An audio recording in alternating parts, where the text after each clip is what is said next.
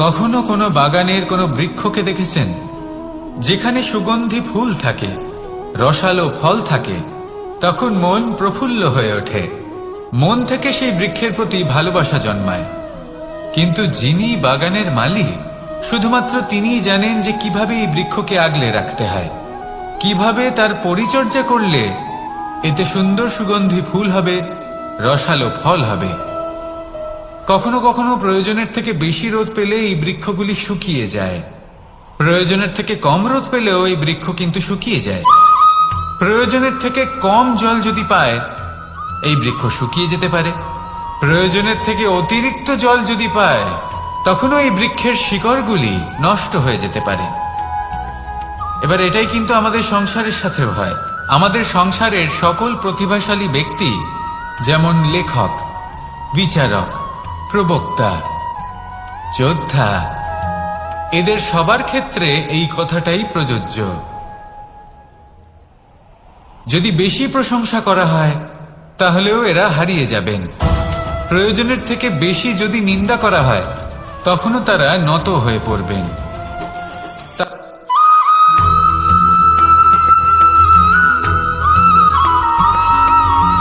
পঞ্চতত্ত্বের মধ্যে দ্বিতীয় তত্ত্ব হল ধরণী, ভূমি, যাকে আমরা ধরণী মাতা বলি। এই ধরণী ধৈর্য ধারণ করে, আর এর ওপরেই আমাদের সমগ্র সংসার নির্ভরশীল। কারণ এই ভূমি সহ্য ক্ষমতা রাখে, এর সহ্য ক্ষমতা হল অপরিসীম। সন্তান যতই আঘাত প্রদান করুক না কেন, প্রেম পূর্বক সহ্য করে, আর তার বদলে অমূল্য রত্ন প্রদান করে। সন্তান যদি হাল চালায়, তাহলে তার বদলে তাকে অন্ন প্রদান করে। এটাই হলো ধরণী। এবার এর থেকে আমরা কি শিক্ষা পেতে পারি? এটাই যে কারোর জন্য কিছু করা বা কাউকে কিছু দেওয়া মনে কোনো কামনা ছাড়াই। আর এই কথাটা বুঝে যান, যদি কারোর জন্য কামনা না রেখে বা কোনো পাওয়ার আশা না রেখে কারোর জন্য কিছু করেন বা কারোকে কিছু দেন, যদি এটা আপনি শিখতে পারেন, তবে আপনি ভালোবাসতে শিখে গেছেন। আর সেই জন্যই এই ধরিত্রীকে মাতা বলা হয়। কারণ মাতা শুধু উনি নন যিনি গর্ভে সন্তানকে ধারণ করেন, মাতা তো উনিও যিনি জীবন বাঁচতে শেখান, যিনি জীবন বাঁচার উদাহরণ প্রদান করেন। তাহলে ধরণীর থেকে এই নিঃস্বার্থ ভাব শিখুন, নিঃস্বার্থ ভালোবাসা শিখুন, আর এই ভালোবাসার সাথেই বলুন রাধা রাধা।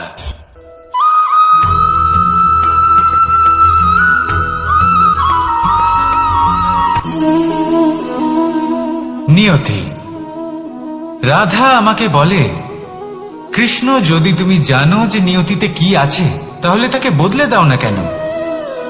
মহাদেব আমাকে বলেন যে শ্রীকৃষ্ণ, যদি আপনি এটা জানেন যে সাম্বের নিয়তি এটাই, তাহলে আপনি তাকে বদলানোর চেষ্টা কেন করেন?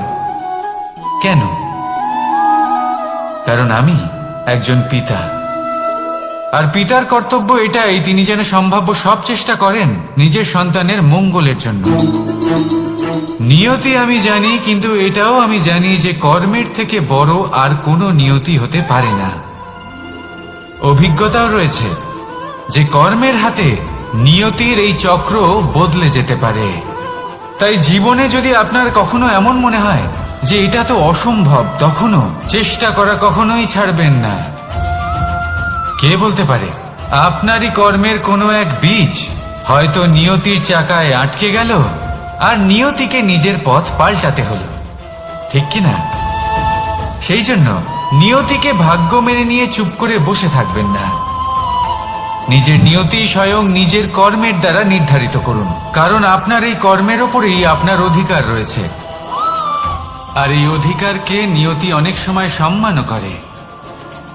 তাহলে আসুন আর আমার সাথে ভালোবেসে বলুন রাধা রাধা।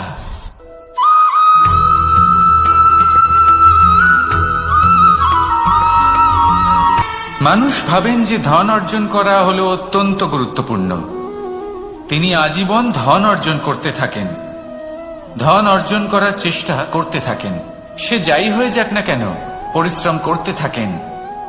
স্বাস্থ্যের দিকে নজর দেন না, না উচিত সময় খাবার খান, না উচিত সময় ঘুমোতে যান, না পর্যাপ্ত সময় পর্যন্ত ঘুমন, কিছুই না। ধন অর্জন করতেই থাকেন, করতেই থাকেন। আর কিছু সময় পরে যখন তিনি অসংখ্য ধন লাভ করে ফেলেন, তখন তার সাথে ওনার শরীরে অনেক রোগ বাসা বাঁধে। এইসব রোগের উপচার করতে করতে সেই সমস্ত ধন যা উনি অর্জন করেছেন তা তিনি ব্যয় করে ফেলেন। শেষ পর্যন্ত কি হয়? আমরা যেভাবে এসেছি ঠিক সেইভাবেই ফিরে যাই, ধন এখানেই থেকে যায়। দেখুন, একটা অত্যন্ত গুরুত্বপূর্ণ কথা রয়েছে যে আপনার বোঝা উচিত। এই যে ধন, তার ব্যবহার করুন জীবনকে আরো ভালো করে তোলার জন্য। ধনের সদ্ব্যবহার করা উচিত, এমন যেন না হয় এই ধন আপনাকে ভোগ করে ফেলে। এই জীবনকে নিশ্চিত রূপে আরো শ্রেষ্ঠ করে তুলুন। কিন্তু এই ধন অর্জন করার এই প্রক্রিয়াতে নিজের সারা জীবনকে নষ্ট করে ফেলবেন না। এই জীবন উপভোগ করতে শিখুন। আর আমার সাথে ভালোবেসে বলুন, রাধা রাধা।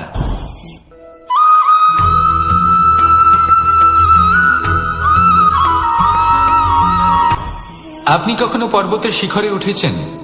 আপনি দেখতে পাবেন পর্বতের পদতলে প্রচুর সুন্দর ফুল রয়েছে, সবুজ বনানী রয়েছে। যত আপনি ওপরে উঠতে থাকবেন তত ফুল কমতে থাকবে, সবুজ বনানী কমতে থাকবে। আরো কিছুটা ওপরে উঠলে কাঁটা জাতীয় গাছ দেখতে পাবেন, শুকনো গাছ দেখতে পাবেন। আরো যদি ওপরে ওঠেন তাহলে পাষাণ দেখতে পাবেন। আরো ওপরে উঠলে হিমখণ্ড দেখতে পাবেন। এই যে পর্বত, তা মনুষ্য জীবনের সব থেকে উত্তম উদাহরণ। মানুষ যখন সাফল্যের শিখরে পৌঁছতে চান, মহানুভবতার শিখরে পৌঁছতে চান, পথে যত আস্তে আস্তে উপরে উঠতে থাকেন ততই ভৌতিক বস্তু তার থেকে বিচ্ছিন্ন হতে থাকে। যদি তিনি সেই ভৌতিক বস্তুগুলি ত্যাগ না করতে পারেন তাহলে কখনোই সেই স্থানে পৌঁছতে পারবেন না। আর মানুষ যদি উচিত ত্যাগ করতে পারেন, পথে অগ্রসর হতে থাকেন, এগোতে থাকেন, তাহলে একদিন না একদিন তিনি মহানুভবতার, জ্ঞানের, সাফল্যের হিমের স্বাদ অবশ্যই লাভ করবেন। মনে রাখবেন, মানব জীবনের ত্যাগ হল অত্যন্ত গুরুত্বপূর্ণ অংশ। আসুন আমার সাথে ভালোবেসে বলুন, রাধা রাধা।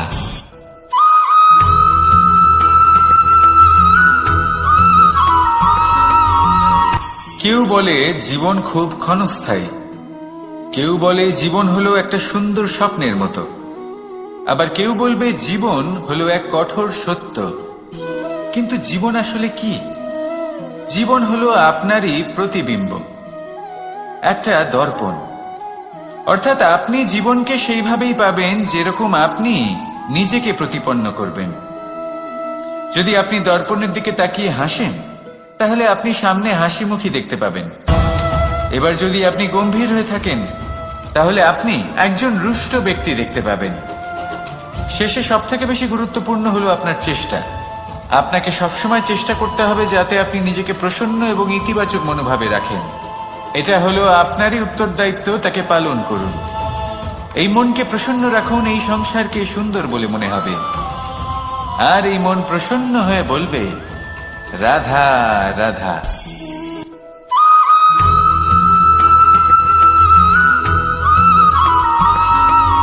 আমাদের শরীর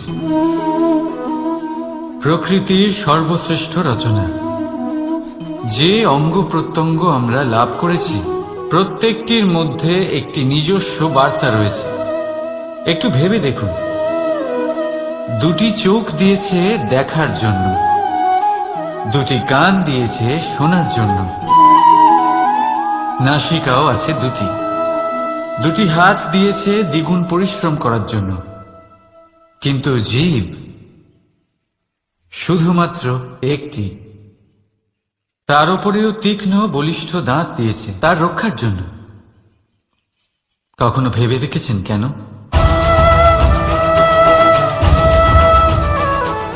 কারণ শব্দ আর শব্দের প্রয়োগ মানুষের সবচেয়ে বড় অস্ত্র, যার প্রয়োগ যত ভেবে চিন্তে করা যায়, মানুষ তার জীবনে ততটাই উপরে উঠতে পারে। তাহলে মনে রাখুন, দেখুন, শুনুন আর বুঝুন বেশি, বলুন কম। রাধা রাধা।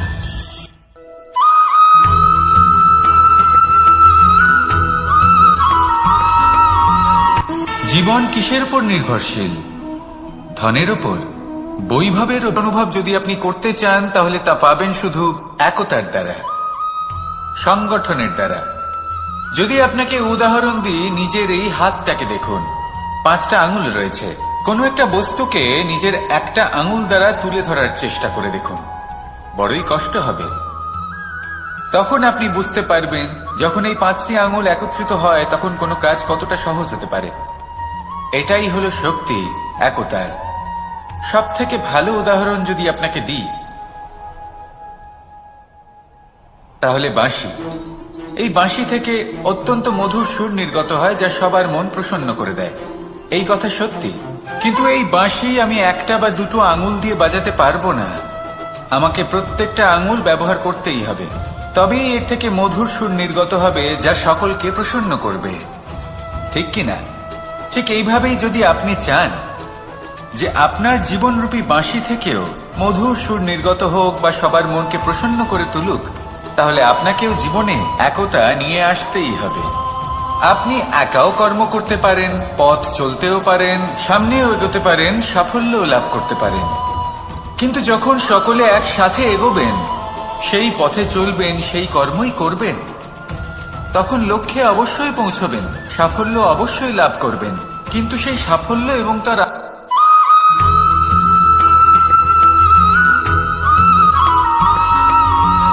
এই সংসারে সব থেকে বেশি কোমল বস্তু হলো রেশম। এই রেশম এতটাই কোমল হয় যে এর পুরো একটা থান শুধুমাত্র একটা হাতে ধরা সম্ভব। কখনো ভেবে দেখেছেন এই রেশম কিভাবে হয়? একটি কীট তার লালার দ্বারা উৎপন্ন হয়। এই কীট সেই রেশমকে পাক দিতে থাকে, পাক দিতেই থাকে, দিতেই থাকে, আর আস্তে আস্তে তার মধ্যেই জড়িয়ে পড়ে। শেষে ওর এই সুন্দর অমূল্য সৃষ্টি রেশমের এই সুতো, তার নির্মাণ কার্য পূর্ণ হয়। কিন্তু তাতেই ও নিজে বন্দী হয়ে যায়। নিজেরই মায়াজালের এই বন্দী গৃহে নিজেই ফেঁসে যায়। এবার এই সুতোকে ব্যবহারযোগ্য করে তোলার জন্য এই কীটগুলিকে এই কবচের সাথেই ফুটন্ত জলে ফেলে দেওয়া হয়। এই সংসারে যদি আমাদের স্বপ্ন এই সংসারের দুঃখ হরণ করার জন্য, এই সংসারে সুখ বিতরণ করার জন্য হয়, তবেই আমাদের প্রগতি সম্ভব। যদি আমাদের এই স্বপ্ন শুধুই আমাদের এবং আমাদের স্বার্থ সিদ্ধির জন্য হয়, তাহলে এই স্বপ্ন আমাদের অন্ধ করে দেবে, আমাদের অন্ধকারের পথে নিয়ে যাবে, আর আমরাও সেই কীটের মতো হয়ে যাব।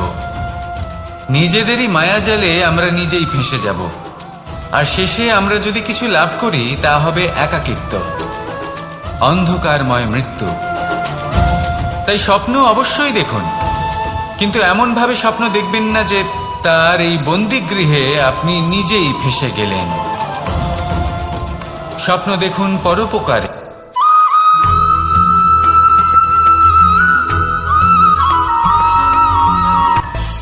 মানুষের মধ্যে একটা বিচিত্র প্রবৃত্তি থাকে, অন্য সকলের বিষয়ে, তাদের জীবনের বিষয়ে, তাদের ব্যক্তিত্বের বিষয়ে, তাদের ভবিষ্যতের বিষয়ে অনুমান করা। এটা হলো অনুচিত। কারোর অতীতকালকে দেখে লোকে ভবিষ্যৎ বলে দিতে পারেন, বর্তমানকে দেখে ভবিষ্যতের বিষয়ে অনুমান করে ফেলেন। উদাহরণ দিতে হলে বলবো, কোনো দাসকে দেখুন, ওকে দেখে লোকে বলে যে ওর ভবিষ্যৎ সেটাই হতে পারে, অনুমান করে ফেলেন।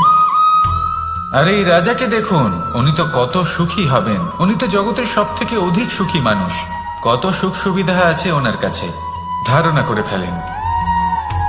তবে সত্য তো এটাই যে কারোর ব্যক্তিত্বের বিষয়ে, তাদের ভবিষ্যতের বিষয়ে আপনি পূর্ণ সত্য কখনোই বলতে পারবেন না, শুধু অনুমান করতে পারবেন। আর এই অনুমান করে সত্যি কোনো লাভ হয় না, কারণ এই কাল সেটা হলো অত্যন্ত শক্তিশালী। কালো থেকে কালোতর কয়লাকেও হিরেতে পরিণত করতে পারে। অনেক বড় বড় রাজাকেও বিদূষক বানিয়ে ফেলতে পারে এক মুহূর্তেই। তাহলে আপনি অনুমান করে কি লাভ? কি পেলেন অনুমান করে? সেই জন্য কারোর বিষয়ে কোনো অনুমান করবেন না, তার ভবিষ্যতের বিষয়ে অনুমান করতে যাবেন না, কারোর বিষয়ে কোনো ধারণা করে নেবেন না। কিছু করতে হলে ভালোবাসুন, সবার মধ্যে ভালোবাসা ছড়ান, সবার মধ্যে ধন্যাত্মক ভাব ছড়ান। এই মন প্রসন্ন হয়ে বলবে, রাধা রাধা।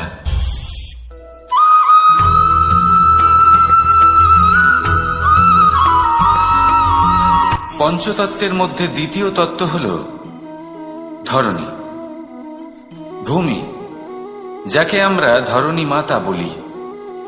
এই ধরণী ধৈর্য ধারণ করে, আর এর ওপরেই আমাদের সমগ্র সংসার নির্ভরশীল। কারণ এই ভূমি সহ্য ক্ষমতা রাখে, এর সহ্য ক্ষমতা হল অপরিসীম। সন্তান যতই আঘাত প্রদান করুক না কেন, প্রেম পূর্বক সহ্য করে, আর তার বদলে অমূল্য রত্ন প্রদান করে।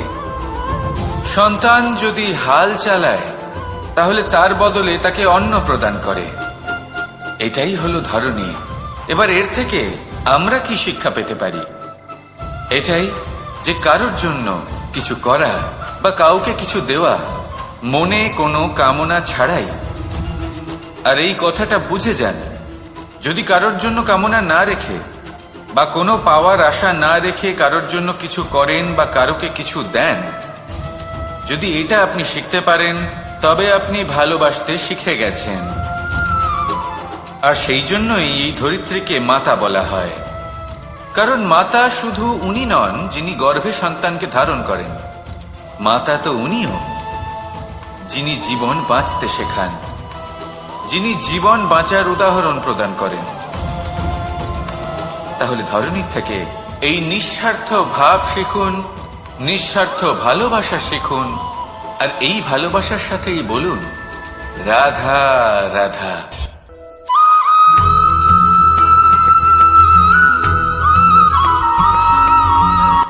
সংসারে আমাদের জীবনে যখন কোনো সুখ বা দুঃখ আসে, তার জন্য আমরা কাউকে না কাউকে অবশ্যই দায়ী করে থাকি, তাই না?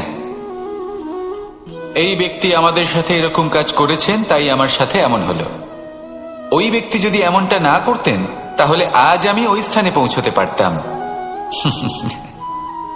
সবই আপনার দৃষ্টিভঙ্গির ওপর নির্ভরশীল। আর যদি আপনার দৃষ্টিভঙ্গি এমন হয়, তাহলে তা অনুচিত। সত্যি কথা বলতে, এই সংসারে ভিন্ন ভিন্ন ধরনের মানুষ আছে। এটা আপনার উপর নির্ভর করছে কিভাবে তাদের স্বাগত জানাবেন। একবার ভাবুন, আমি আমার দুটো হাত সামনে নিয়ে এলাম, দুটো মুঠো খুলে দিলাম। দুই প্রকারের মানুষ আসবেন, কিছু না কিছু দিয়ে যাবেন।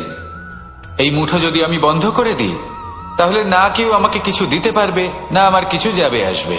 নিশ্চয়ই বুঝতে পারছেন এই দুই ধরনের ব্যক্তি কারা এবং তারা কি দিয়ে যান। আমি যদি নিজের মুঠো খুলে দিই, তাহলে কিছু ভালো মানুষ আসবেন, আমাকে আনন্দ, সন্তুষ্টি, জ্ঞান প্রদান করে যাবেন, ভালো অভিজ্ঞতা দিয়ে যাবেন। কোনো খারাপ ব্যক্তি যদি আসেন, তাহলে তিনিও খারাপ অভিজ্ঞতা দেবেন, যার থেকে আমি শিক্ষা লাভ করব। এই সব কিছু আমি লাভ করতে পারি। মুঠো যদি বন্ধ করে রাখি, তাহলে আমি কিছুই পাবো না। দেখুন, এই সংসারে প্রত্যেকের জীবনে এইরকম। প্রত্যেকের জীবনে সবকিছুই আছে, ভালো খারাপ দুই মানুষই আছে। ভালো অভিজ্ঞতা আছে, খারাপ অভিজ্ঞতা আছে। নির্ভর করছে আপনার উপর যে আপনি কি করবেন, এনাদের স্বাগত কিভাবে জানাবেন, কার থেকে কি বুঝবেন, কি শিখতে পারবেন, আর কোন দৃষ্টিভঙ্গি নিয়ে অগ্রসর হবেন। এটাই নির্ধারণ করবে যে আপনার জীবন কেমন হবে। আসুন আমার সাথে ভালোবেসে বলুন, রাধা রাধা।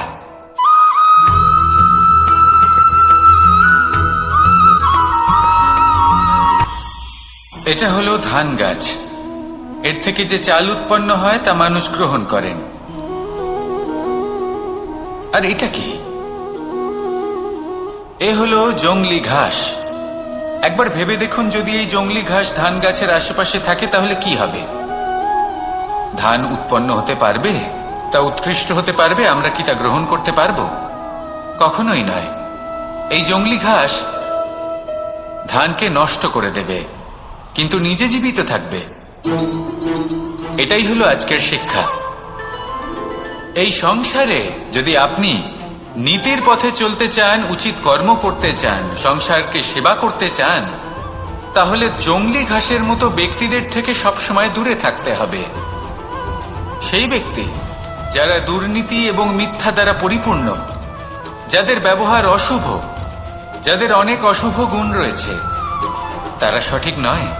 সেই সকল ব্যক্তি যাদের চরিত্র অত্যন্ত দুষ্ট হয়, তারা হয় শুভ চরিত্রের ব্যক্তিকে একদম নষ্ট করে দেয়, নয় নিজের মতো বানিয়ে তোলে। তাই যদি আপনি নীতির পথে চলতে চান, এই সংসারের জন্য শুভ কর্ম করতে চান, তাহলে সেই সঙ্গ লাভ করুন যে সঙ্গ জ্ঞানে পরিপূর্ণ, যাদের মধ্যে অনেক গুণ আছে, যাদের থেকে প্রতিদিন কিছু শিখতে পারবেন। এমন ব্যক্তির সাথে জীবন অতিবাহিত করুন, দুরাচারীদের থেকে দূরে থাকুন। তবেই এই মন প্রসন্ন হয়ে বলবে, রাধা রাধা।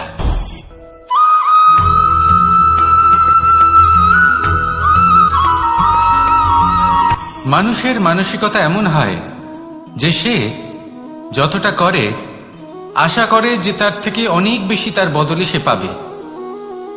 দেখুন, সবকিছুই আপনার ভাবনা চিন্তার উপর নির্ভর করছে। আপনি যদি ফলের বিষয়ে ভেবে কর্ম করতে থাকেন, তাহলে সেটা অনুচিত। জীবনের আসল আনন্দ হলো নিজের কর্ম করতে থাকা, ফলের চিন্তা করা উচিত নয়। যদি আপনি এরকম ভাবেন যে আমি এতটা করছি, আমার এতটা পাওয়া উচিত, সেই ভাবনা অনুচিত। যদি আপনি সেবার মানসিকতা নিয়ে কর্ম করতে থাকেন, কর্মচক্রের প্রবাহিত হন, যদি আপনি এমন ভাবনা রাখেন যে আমি এতটা পাচ্ছি, তাই এর থেকে অনেক বেশি আমি কর্ম করব, তাহলে নিশ্চিত রূপে আপনি যতটা করছেন তার থেকে অনেক বেশি আপনি পাবেন। আপনার আশার থেকে অনেক বেশি আপনি পাবেন। শুধু জীবনে অনেক বেশি কাজ করতে থাকুন, ফলের চিন্তা করবেন না। আর মনে রাখবেন, এই ভাবনাই সব থেকে বড় বীজ। কর্মের উপর বিশ্বাস রাখুন। জীবনে যা যা আপনি চান সবই সুখময় হবে। আসুন আর আমার সাথে ভালোবেসে বলুন, রাধা রাধা।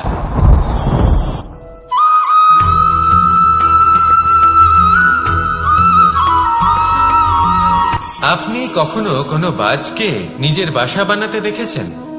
এই বাজ যখনই কোনো বাসা বানায়, তখন উঁচু গাছের ডালে বা কোনো পর্বতের শিখরে বাসা বানায়, অনেক উচ্চতায়। আর সেখানে তার সন্তানও জন্মগ্রহণ করে। যখন এই সন্তানেরা জন্মায়, তখন এই বাজ খুবই ভালোবেসে এবং খুব সাবধানে এদের পালন পোষণ করে। নিজের ঠোঁট দিয়ে তাদের ঠোঁটে খাবার পরিবেশন করে।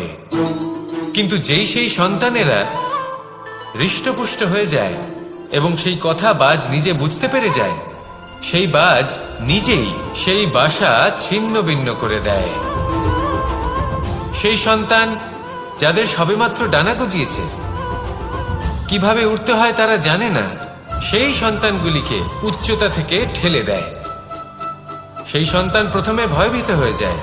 তারা সামনে মৃত্যুকে দেখতে পেয়ে ভয়ের কারণে তাদের ডানা ঝাপটাতে থাকে। আর সেই প্রক্রিয়াতেই সেই সন্তানগুলি উড়তে শুরু করে দেয়। এবার এই ঘটনায় আমরা কি শিক্ষা পেতে পারি? এটাই, যদি আপনি মাতা পিতা হন, তাহলে নিজের সন্তানকে অবশ্যই স্নেহ করুন, কিন্তু তাদেরকে নিজের আঁচলের তলায় বেঁধে রাখবেন না। যদি আপনি চান আপনার সন্তান জীবনে উন্নতি করুক, তাহলে নিজের মুঠো থেকে তাদের স্বতন্ত্র করে দিন। এই সংসারে সংঘর্ষ করতে দিন। সেই সন্তান নিজেই বুঝতে পারবে যে জন্মের সময় পাওয়া ডানা কি করে ব্যবহার করতে হয়। আর আপনার চোখের সামনে আপনার সন্তান এই আকাশে উড়তে থাকবে। তাহলে আসুন আমার সাথে ভালোবেসে বলুন, রাধা রাধা।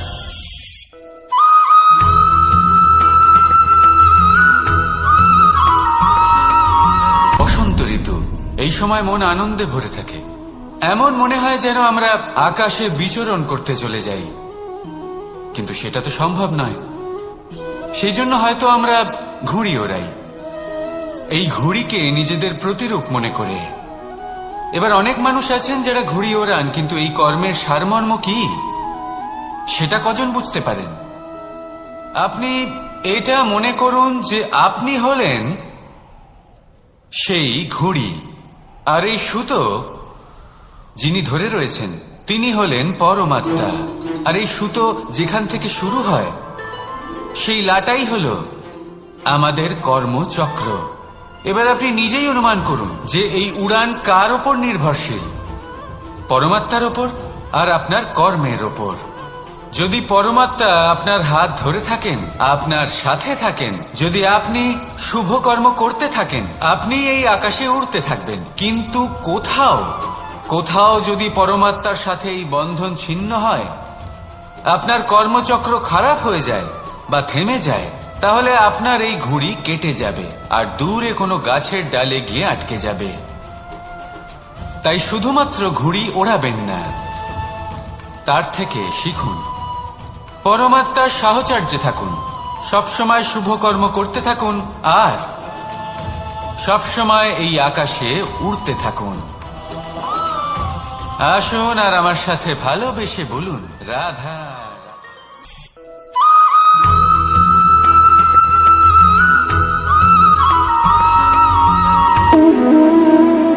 সম্পর্ক হলো আমাদের জীবনের একটি আধার।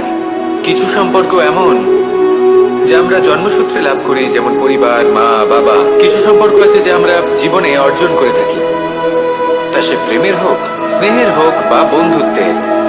এই সকল সম্পর্ক লাভ করার বা গড়ে তোলার 5টি ধাপ রয়েছে। প্রথম ধাপ, কোনো ব্যক্তির সাথে আলাপ হওয়া, তার সাথে কথা বলা বা তাকে দেখা। দ্বিতীয় ধাপ, সে ব্যক্তিকে আমাদের ভালো লাগা। তৃতীয় ধাপ, আমাদের এটা চাইতে শুরু করা যে জীবনে এই ব্যক্তি যেন আমাদের বন্ধু হন, আমাদের জীবনে থাকেন, বা আমাদের কাউকে ভালোবেসে ফেলা। আর এটা আমাদের ভাবা বা চাওয়া যে সেই ব্যক্তি যেন আজীবন আমার সাথে থাকেন, আমার জীবনে আমার সাথী হয়ে।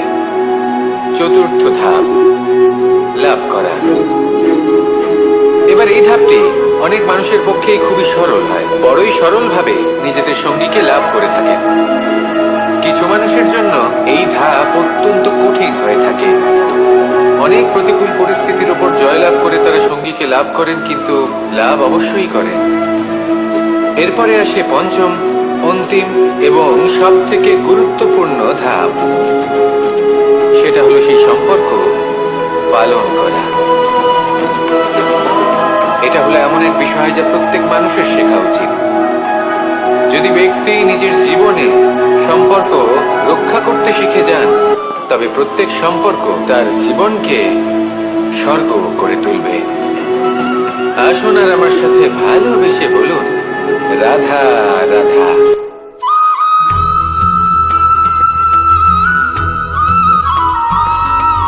জীবনে যখন কোনো ব্যক্তি নিজের লক্ষ্য প্রাপ্তির জন্য নিরন্তর পরিশ্রম করতে থাকেন, চেষ্টা করতে থাকেন, তখন তিনি কষ্ট অনুভব করেন।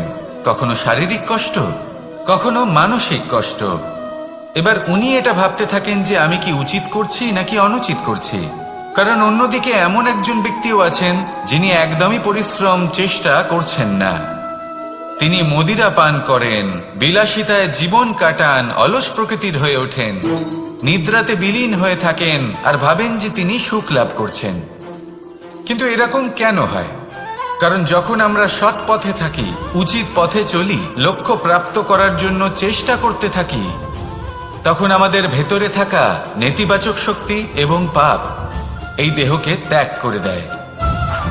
আর এই অনুভূতিটাই আমাদের দুঃখের অনুভূতি দেয়, কষ্ট দেয়। এবার সেখানে যদি আমরা কুপথে চলি, অনুচিত পথে চলতে থাকি, তাহলে আমাদের ভেতরে থাকা পুণ্য এবং ধনাত্মক শক্তি আমাদের দেহ ত্যাগ করে দেয়। আর এই অনুভূতির কারণেই আমরা সুখ অনুভব করি। কিন্তু কখনো ভাববেন যে এই সুখ বেশি সময় পর্যন্ত থাকে না। সেই জন্য সবসময় মনে রাখবেন, যদি আপনি জানেন যে এটাই আপনার লক্ষ্য, এটাই উচিত পথ, শুভ পথ, তাতে নিরন্তরভাবে এগিয়ে যেতে চেষ্টা করতে থাকুন। এই কষ্ট আপনাকে সুখের পরাকাষ্ঠায় কখন পৌঁছে দেবে তা আপনি জানতেই পারবেন না।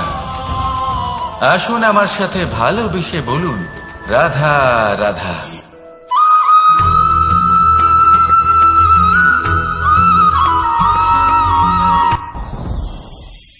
সাথী। সাথী এই শব্দটির ব্যাখ্যা কে কিভাবে করে? মিত্র, সখা, বন্ধু। কিন্তু অর্থ একটাই, তিনি যিনি আপনার সঙ্গী হন আর তিনি যার সাথী আপনি হন। এবার সব থেকে বড় প্রশ্ন হলো এটাই যে তিনি কে হতে পারেন যাকে আপনি আপনার সাথী বলে মেনে নিতে পারেন, নিজের সখা, নিজের মিত্র, নিজের বন্ধু মেনে নিতে পারেন। আপনার সাথী হলেন তিনি যিনি দুঃখের সময় আপনার পাশে থাকবেন, আপনার হাত ধরে থাকবেন। আপনার সাথী হলেন তিনি যার হাত আপনি নিজের সুখের দিনে ধরে থাকবেন। সেই সাথীরই হাত ধরুন যিনি দুঃখে সবসময় আপনাকে সাহায্য করার জন্য তৎপর হয়ে থাকেন, আপনার পাশে থাকেন, আর যাকে সুখের দিনে আপনি আপনার সাথে রাখতে পারেন। আর যখন আপনার সাথে আপনার এই সাথী থাকবে তখন আপনি এটা বুঝবেন যে যখন জীবনে দুঃখ আসে তখন এই দুঃখ কমে যায়, সবার মধ্যে ভাগ হয়ে যায়। আর যদি তখন সুখ আসে তাহলে সেটা সবার উপস্থিতিতে আরো বেড়ে যায়। এটাই হলো প্রেম, এটাই হলো ভালোবাসা, এটাই হলো সঙ্গ। যেমন সম্পর্ক আমার আর রাধার মাঝে। তাহলে আসুন আর আমার সাথে ভালোবেসে বলুন, রাধা রাধা।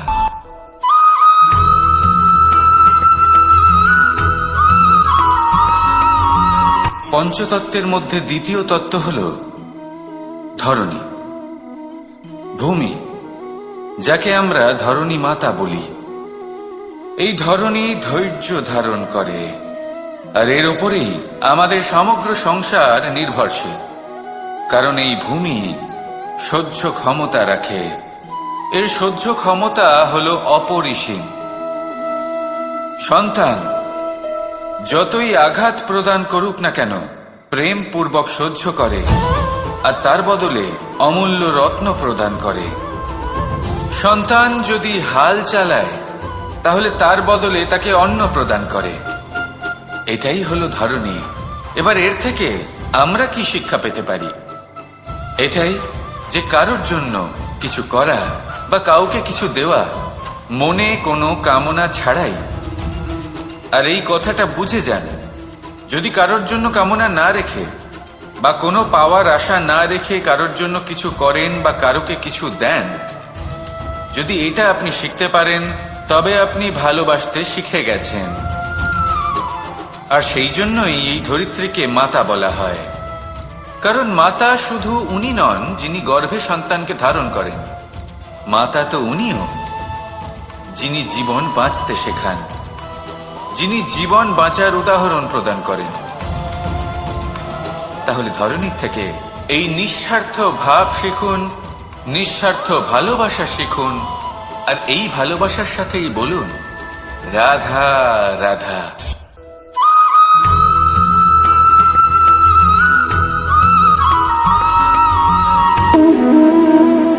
সম্পর্ক হলো আমাদের জীবনের একটি আধার। কিছু সম্পর্ক এমন যে আমরা জন্মসূত্রে লাভ করি, যেমন পরিবার, মা, বাবা। কিছু সম্পর্ক আছে যে আমরা জীবনে অর্জন করে থাকি, তা সে প্রেমের হোক, স্নেহের হোক বা বন্ধুত্বের। এই সকল সম্পর্ক লাভ করার বা গড়ে তোলার 5টি ধাপ রয়েছে। প্রথম ধাপ, কোনো ব্যক্তির সাথে আলাপ হওয়া, তার সাথে কথা বলা বা তাকে দেখা। দ্বিতীয় ধাপ, সে ব্যক্তিকে আমাদের ভালো লাগা। তৃতীয় ধাপ, আমাদের এটা চাইতে শুরু করা যে জীবনে এই ব্যক্তি যেন আমাদের বন্ধু হন, আমাদের জীবনে থাকেন, বা আমাদের কাউকে ভালোবেসে ফেলা। আর এটা আমাদের ভাবা বা চাওয়া যে সেই ব্যক্তি যেন আজীবন আমার সাথে থাকেন, আমার জীবনে আমার সাথী হয়ে। চতুর্থ ধাপ, লাভ করা। এবার এই ধাপটি অনেক মানুষের পক্ষেই খুবই সরল হয়, বড়ই সরল ভাবে নিজেদের সঙ্গীকে লাভ করে থাকেন। কিছু মানুষের জন্য এই ধাপ অত্যন্ত কঠিন হয়ে থাকে। অনেক প্রতিকূল পরিস্থিতির উপর জয়লাভ করে তারা সঙ্গীকে লাভ করেন, কিন্তু লাভ অবশ্যই করেন। এরপরে আসে পঞ্চম, অন্তিম এবং সব থেকে গুরুত্বপূর্ণ ধাপ। সেটা হলো সেই সম্পর্ক পালন করা। এটা হলো এমন এক বিষয় যা প্রত্যেক মানুষের শেখা উচিত। যদি ব্যক্তি নিজের জীবনে সম্পর্ক রক্ষা করতে শিখে যান, তবে প্রত্যেক সম্পর্ক তার জীবনকে স্বর্গ করে তুলবে। আসুন আর আমার সাথে ভালোবেসে বলুন, রাধা রাধা।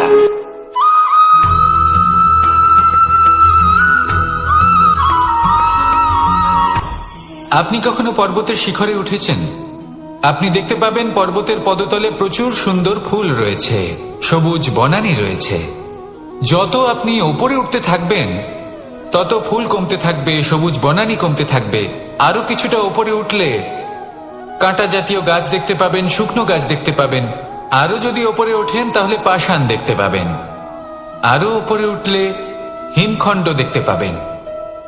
এই যে পর্বত, তা মনুষ্য জীবনের সব থেকে উত্তম উদাহরণ। মানুষ যখন সাফল্যের শিখরে পৌঁছতে চান, মহানুভবতার শিখরে পৌঁছতে চান, পথে যত আস্তে আস্তে উপরে উঠতে থাকেন ততই ভৌতিক বস্তু তার থেকে বিচ্ছিন্ন হতে থাকে। যদি তিনি সেই ভৌতিক বস্তুগুলি ত্যাগ না করতে পারেন তাহলে কখনোই সেই স্থানে পৌঁছতে পারবেন না। আর মানুষ যদি উচিত ত্যাগ করতে পারেন, পথে অগ্রসর হতে থাকেন, এগোতে থাকেন, তাহলে একদিন না একদিন তিনি মহানুভবতার, জ্ঞানের, সাফল্যের হিমের স্বাদ অবশ্যই লাভ করবেন। মনে রাখবেন, মানব জীবনে ত্যাগ হলো অত্যন্ত গুরুত্বপূর্ণ অংশ। আসুন আমার সাথে ভালোবেসে বলুন, রাধা রাধা।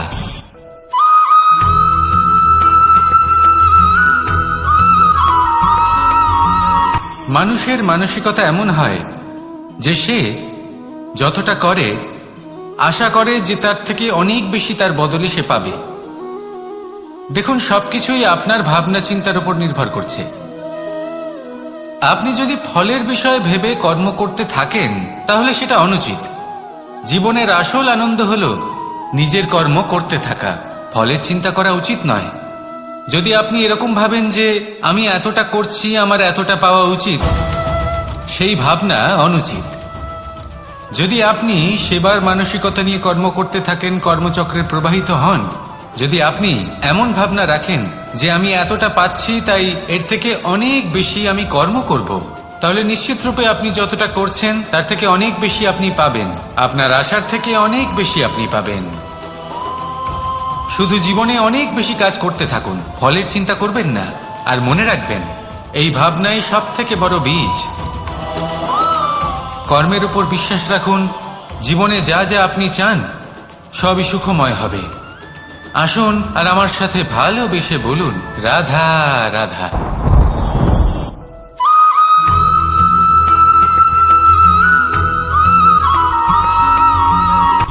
সূচের শেষে একটি ছিদ্র থাকে যার দ্বারা আমরা এই সুতো পরাতে পারি, আর তারপর সূচের সাহায্যে এই সুতো দিয়ে বস্ত্র সেলাই করা যায়। কিন্তু যদি সুতোটা সোজা করে ধরা না হয় তাহলে সূচে কখনো এই সুতো পরানোই সম্ভব নয়। যদি এতে কোনো গিঁট পড়ে তখন তা কখনোই এই ছিদ্র দ্বারা প্রবেশ করা সম্ভব নয়। ঠিক এইভাবেই যদি আপনি কারোর জীবনে প্রবেশ করতে চান, কারোর অন্তরে প্রবেশ করতে চান, তাহলে আপনাকেও সহজ থাকতে হবে। এতে কোনো গিঁট থাকলে চলবে না, অর্থাৎ মনে যাতে কোনো মালিন্য না থাকে, যেন কোনো কুচিন্তা না থাকে। যদি এসব থাকে তাহলে আপনি কখনো কারোর জীবনে প্রবেশ করতে পারবেন না। আর যদি কোনোভাবে আপনি প্রবেশ করেও যান তাহলে তার মনে ঘর করতে পারবেন না। নিজেকে এই সুতোর মতন করে তুলুন, সহজ। মনে যেন কোনো কুচিন্তা না থাকে, সবার প্রতি যেন সদ্ভাবনা থাকে, শুভ চিন্তা থাকে। এমনটা করতে থাকুন। এমন একটা দিন আসবে যেদিন এই সমস্ত সংসারের ব্যক্তির মনে আপনি বাস করবেন, আর তখন এই মন প্রসন্ন হয়ে বলবে, রাধা রাধা।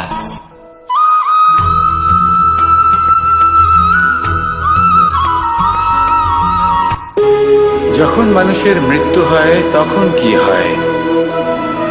অনেক সংখ্যক মানুষ শোক পালন করতে চলে আসেন। যে ব্যক্তি মৃত্যু লাভ করেছেন তার অনেক বস্তু থাকে যেগুলো তার প্রিয়, যেগুলো তিনি ব্যবহার করেছেন। তার শয্যা, তার বস্ত্র, তার আভূষণ সবকিছু তার থেকে বিচ্ছিন্ন করা হয় এবং খালি হাতে তাকে শ্মশানের উদ্দেশ্যে রওনা করা হয়। আমি আপনাকে এই প্রশ্ন করতে চাই, আপনি এই সংসারে কি অর্জন করেছেন? ধন সম্পত্তি, বস্ত্র, আভূষণ, এই সবকিছু যে আপনি অর্জন করেছেন, আপনার মৃত্যুর পরে তা আপনার থেকে দূর হয়ে যাবে। এর উত্তর হলো একটাই, আপনার কর্ম। শুধু সেটাই আছে যা একান্ত আপনার, আর শুধু সেটাই এই সংসার থেকে চলে যাওয়ার পরেও সংসারেই জীবিত থাকবে।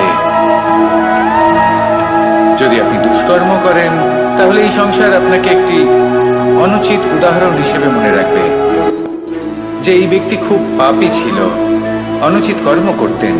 যে পথে তিনি চলেছেন সেই পথে কারোর চলা উচিত নয়। সেখানেই যদি আপনি সৎকর্ম করেন, তাহলে সংসার চিরকাল এটাই বলবে যে খুব ভালো মানুষ ছিলেন, সবাইকে ভালোবাসতেন, সবাইকে সাহায্য করতেন, আমার খুব প্রিয় মানুষ ছিলেন। এটাই হলো শ্রেষ্ঠ কর্ম।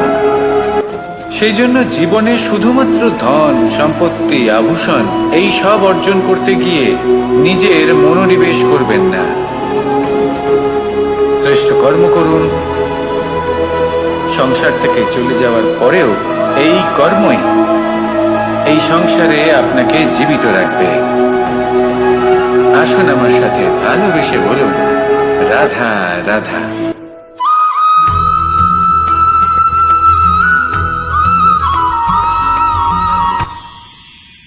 মানুষ তার জীবনে দুই ধরনের পরিস্থিতিকে খুব ভয় পায়। এক, কোনো কারণবশত কারোর সামনে নত হওয়া। দুই, কোনো কারণে নিজের চরিত্র থেকে, নিজের মূল্যবোধ থেকে বিচ্যুত হওয়া। এবার কেন হয় এরকম যে কথায় কথায় কারোর সামনে নত হতে হয়? কেন বারংবার নিজের চরিত্র থেকে চ্যুত হতে হয়? এরকম কেন হয়? এটা তখনই হয় যখন আমাদের শিক্ষা এবং মূল্যবোধের অভাব থাকে। যদি মানুষের মধ্যে প্রকৃত শিক্ষা থাকে, তাহলে এই সংসারে কোনো সময় এবং কারোর সামনেই নত হওয়ার কোনো প্রয়োজন নেই।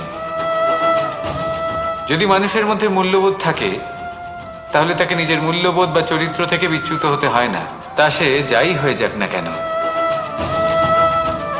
কোনো বালককে যদি জন্ম থেকেই সুশিক্ষার অধিকারী করা হয়, শিক্ষিত করা হয়, মূল্যবোধের অধিকারী করা হয়, তবে সে এই সংসারে এমন কর্ম করবে যাতে সে নিজেকে, নিজের পরিবারকে, সমগ্র সমাজকে গর্বিত করতে পারে। শিক্ষা লাভ করুন, মূল্যবোধ লাভ করুন এবং আমার সাথে ভালোবেসে বলুন, রাধা রাধা।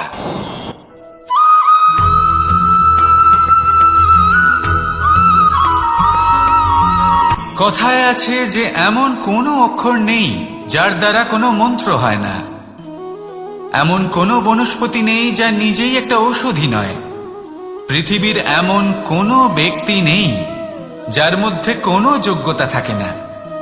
শুধু প্রয়োজন হলো যে ব্যক্তিকে আমরা খুঁজে চলেছি তাকে সঠিকভাবে চিনে নেওয়া। যদি তার যোগ্যতা, তার বিশেষত্ব আমরা বুঝতেই না পারি, তাহলে আর লাভ কি রইল? এই সংসারে এমন অনেক ব্যক্তি রয়েছেন যারা ছোট ছোট অসফলতার কারণে আপনাকে এটা বলে দেবে যে আপনি কোনো কাজের নন, আপনি হলেন মূর্খ, আপনি কিছুই করতে পারবেন না। এইসব কথায় কখনোই বিশ্বাস করবেন না, কারণ আপনি এবং প্রত্যেকটি জীব এই পরমাত্মা এবং এই প্রকৃতির সৃষ্টি, যা অত্যন্ত বিশেষ।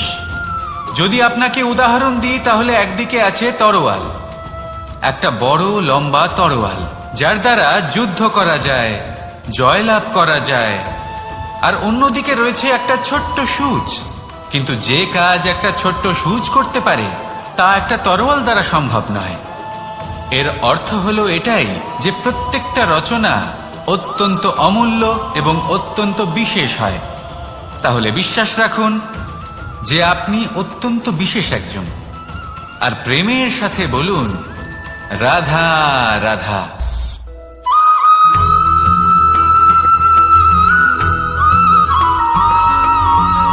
এই সংসারে কোনো বস্তু হোক বা ব্যক্তি হোক, তার একার গুরুত্ব কিন্তু খুব বেশি নয়।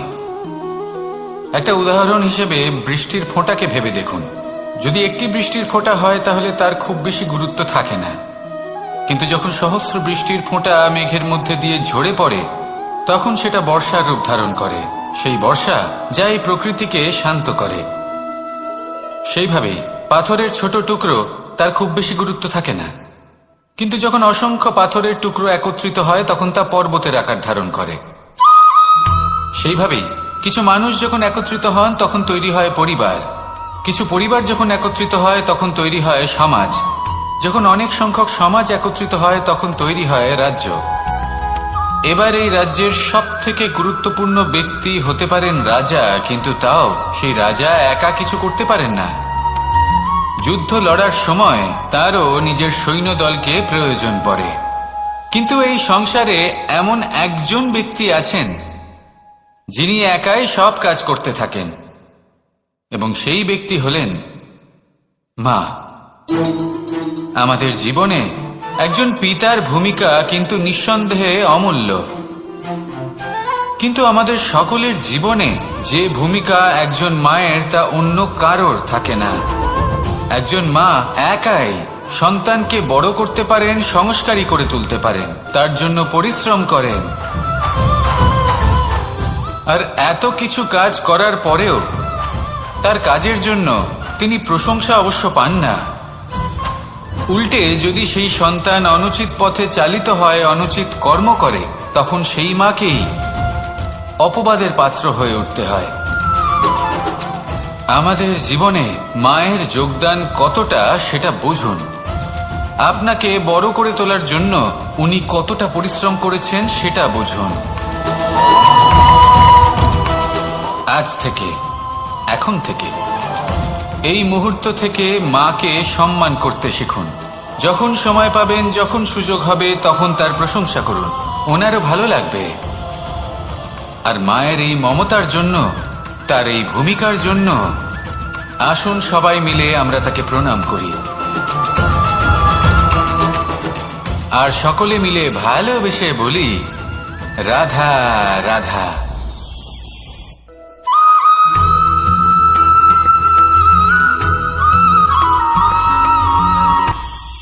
এটা হলো ধান গাছ। এর থেকে যে চাল উৎপন্ন হয় তা মানুষ গ্রহণ করেন। আর এটা কি? এ হলো জংলি ঘাস। একবার ভেবে দেখুন, যদি এই জংলি ঘাস ধান গাছের আশেপাশে থাকে তাহলে কি হবে? ধান উৎপন্ন হতে পারবে? তা উৎকৃষ্ট হতে পারবে? আমরা কি তা গ্রহণ করতে পারবো? কখনোই নয়। এই জংলি ঘাস ধানকে নষ্ট করে দেবে, কিন্তু নিজে জীবিত থাকবে। এটাই হলো আজকের শিক্ষা। এই সংসারে যদি আপনি নীতির পথে চলতে চান, উচিত কর্ম করতে চান, সংসারকে সেবা করতে চান, তাহলে জংলি ঘাসের মতো ব্যক্তিদের থেকে সবসময় দূরে থাকতে হবে। সেই ব্যক্তি যারা দুর্নীতি এবং মিথ্যা দ্বারা পরিপূর্ণ, যাদের ব্যবহার অশুভ, যাদের অনেক অশুভ গুণ রয়েছে, তারা সঠিক নয়। সেই সকল ব্যক্তি যাদের চরিত্র অত্যন্ত দুষ্ট হয়, তারা হয় শুভ চরিত্রের ব্যক্তিকে একদম নষ্ট করে দেয়, নয় নিজের মতো বানিয়ে তোলে। তাই যদি আপনি নীতির পথে চলতে চান, এই সংসারের জন্য শুভ কর্ম করতে চান, তাহলে সেই সঙ্গ লাভ করুন যে সঙ্গ জ্ঞানে পরিপূর্ণ, যাদের মধ্যে অনেক গুণ আছে, যাদের থেকে প্রতিদিন কিছু শিখতে পারবেন। এমন ব্যক্তির সাথে জীবন অতিবাহিত করুন, দুরাচারীদের থেকে দূরে থাকুন। তবেই এই মন প্রসন্ন হয়ে বলবে, রাধা রাধা।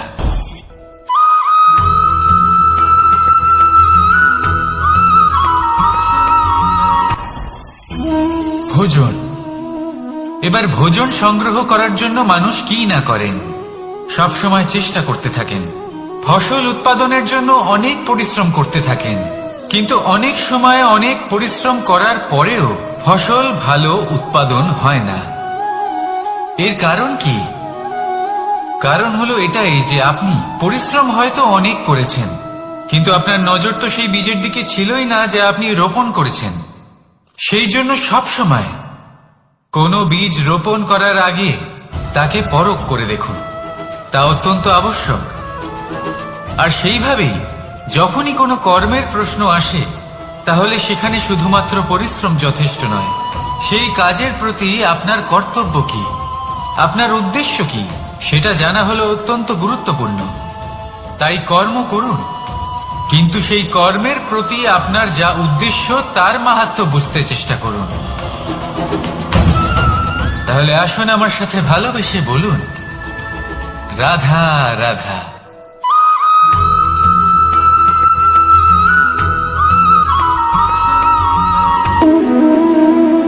সম্পর্ক হলো আমাদের জীবনের একটি আধার। কিছু সম্পর্ক এমন যা আমরা জন্মসূত্রে লাভ করি, যেমন পরিবার, মা, বাবা। কিছু সম্পর্ক আছে যা আমরা জীবনে অর্জন করে থাকি, তা সে প্রেমের হোক, স্নেহের হোক বা বন্ধুত্বের। এই সকল সম্পর্ক লাভ করার বা গড়ে তোলার 5টি ধাপ রয়েছে।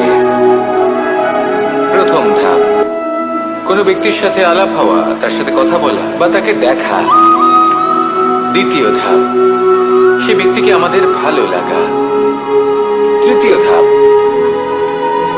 আমাদের এটা চাইতে শুরু করা যে জীবনে এই ব্যক্তি যেন আমাদের বন্ধু হন, আমাদের জীবনে থাকেন, বা আমাদের কাউকে ভালোবেসে ফেলা আর এটা আমাদের ভাবা বা চাওয়া যে সেই ব্যক্তি যেন আজীবন আমার সাথে থাকেন, আমার জীবনে আমার সাথী হয়ে। চতুর্থ ধাপ, লাভ করা। এবার এই ধাপটি অনেক মানুষের পক্ষেই খুবই সরল হয়, বড়ই সরল ভাবে নিজেদের সঙ্গীকে লাভ করে থাকেন। কিছু মানুষের জন্য এই ধাপ অত্যন্ত কঠিন হয়ে থাকে। অনেক প্রতিকূল পরিস্থিতির উপর জয়লাভ করে তারা সঙ্গীকে লাভ করেন, কিন্তু লাভ অবশ্যই করেন। এরপরে আসে পঞ্চম, অন্তিম এবং সব থেকে গুরুত্বপূর্ণ ধাপ। সেটা হলো সেই সম্পর্ক পালন করা। এটা হলো এমন এক বিষয় যা প্রত্যেক মানুষের শেখা উচিত।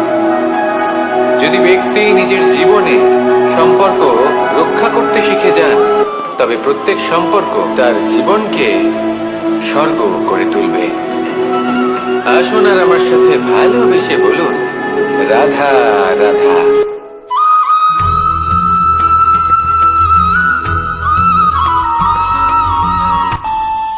আমাদের মনে যখন কোনো প্রশ্ন ওঠে, কোনো দ্বন্দ্ব জাগে, তখন আমরা যাই আমাদের গুরুর কাছে, আমাদের আরাধ্যের কাছে গিয়ে জিজ্ঞেস করি।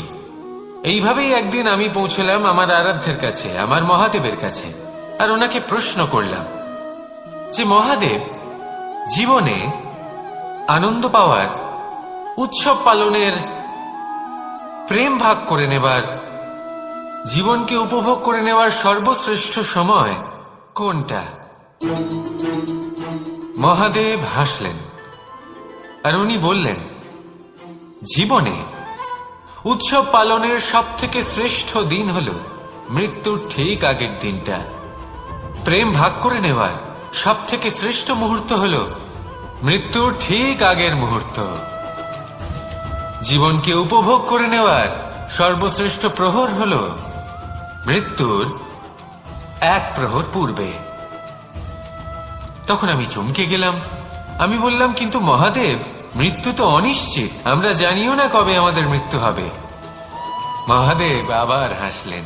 উনি বললেন যে যদি আমরা এভাবে জীবন কাটাই যে আমরা জীবনের প্রত্যেক দিন, প্রত্যেক মুহূর্ত, প্রত্যেক প্রহর শেষ বলে মনে করি, তাহলে আমাদের সমস্ত জীবন আনন্দের সাথেই অতিবাহিত হবে। কি বলেন?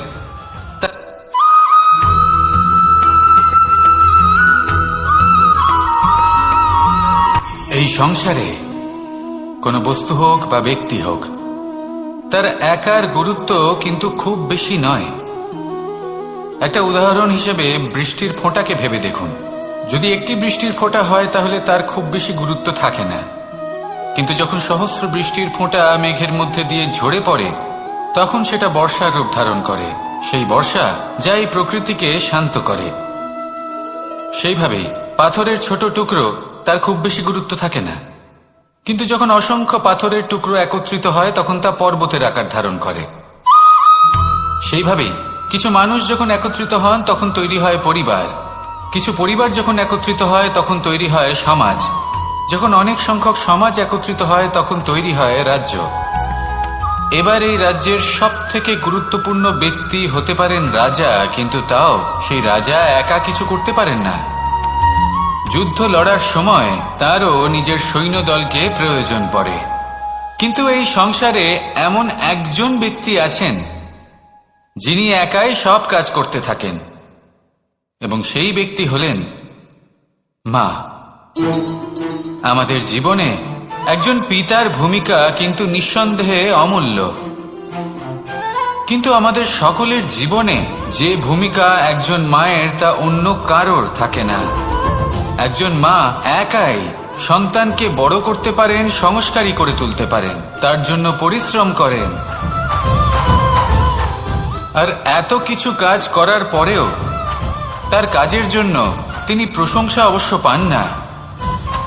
উল্টে যদি সেই সন্তান অনুচিত পথে চালিত হয়, অনুচিত কর্ম করে, তখন সেই মাকেই অপবাদের পাত্র হয়ে উঠতে হয়।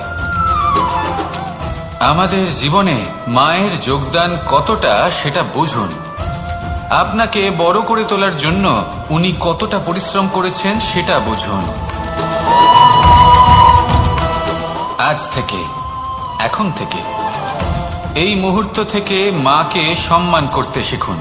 যখন সময় পাবেন, যখন সুযোগ হবে, তখন তার প্রশংসা করুন, ওনারও ভালো লাগবে। আর মায়ের এই মমতার জন্য, তার এই ভূমিকার জন্য আসুন সবাই মিলে আমরা তাকে প্রণাম করি, আর সকলে মিলে ভালোবেসে বলি, রাধা রাধা।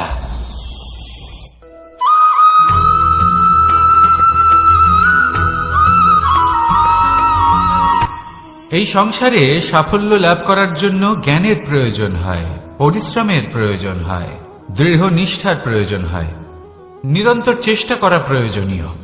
কিন্তু আরো কিছু আছে যা অত্যন্ত প্রয়োজনীয় এবং গুরুত্বপূর্ণ। তা হলো ভালো বন্ধু।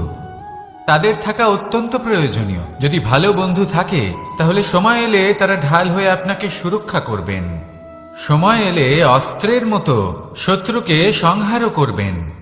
যদি তিনি জ্ঞানী হন, তাদের মধ্যে সদ্গুণ থাকে, তাহলে এই সব গুণ আপনার মধ্যেও প্রবেশ করবে। তাহলে সাফল্যের জন্য ভালো বন্ধু পাওয়া অত্যন্ত প্রয়োজনীয়। কিন্তু শুধু বন্ধু কেন, ভালো শত্রুও থাকা প্রয়োজনীয়। এবার আপনি ভাববেন, আমি কি বললাম? যদি আপনার জীবনেও ভালো অর্থাৎ শক্তিশালী শত্রু থাকে, তাহলে আপনিও শক্তিশালী হতে থাকবেন। এই শত্রু আপনাকে প্রেরিত করবে আরো বেশি শক্তিশালী হয়ে ওঠার। কখনো কোনো হরিণকে দেখুন, তীব্র গতিতে দৌড়তে থাকে। কেন তীব্র গতিতে দৌড়য়? এই কারণে নয় যে কোথাও তার জন্য মধুর ঘাস অপেক্ষা করে রয়েছে, না। সে এই কারণে তীব্র গতিতে দৌড়য় কারণ সেটা না করলে তার পেছনে একটি সিংহ আছে যে ওকে নিজের ভোজন করে ফেলবে। তাই জীবনে বিপদ, সংকট, এই সবকিছুও হলো অত্যন্ত গুরুত্বপূর্ণ। তার সম্মুখীন হতে শিখুন, আর আমার সাথে ভালোবেসে বলুন, রাধা রাধা।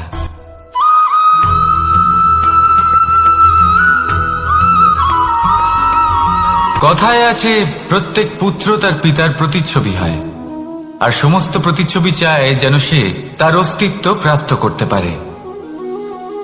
পুত্র চায় সে যেন তার পিতার মতো হয়, বা কখনো কখনো তার থেকেও শ্রেষ্ঠ হয়। সেটা কোনো অনুচিত ব্যাপার নয়।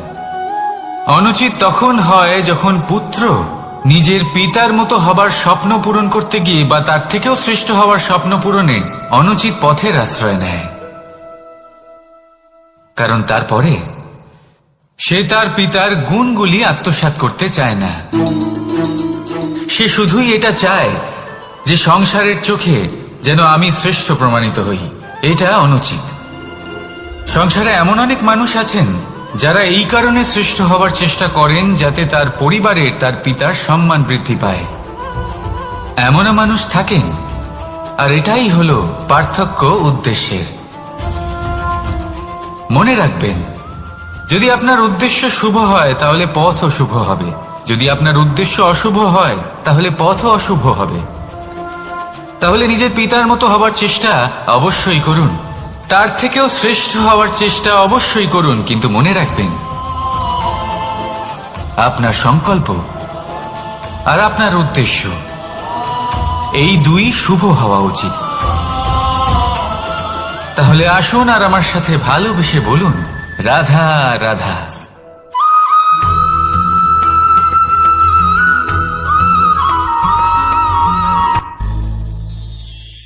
শিশিরের বিন্দু পাতার ওপর পড়ে আর তার গায়ে লেগে থাকে। পাতা তাকে শুষে নিতে পারে না, আর শেষ পর্যন্ত সে ঝরে পড়ে যায়। অন্যদিকে রয়েছে মেঘ এবং চাতক।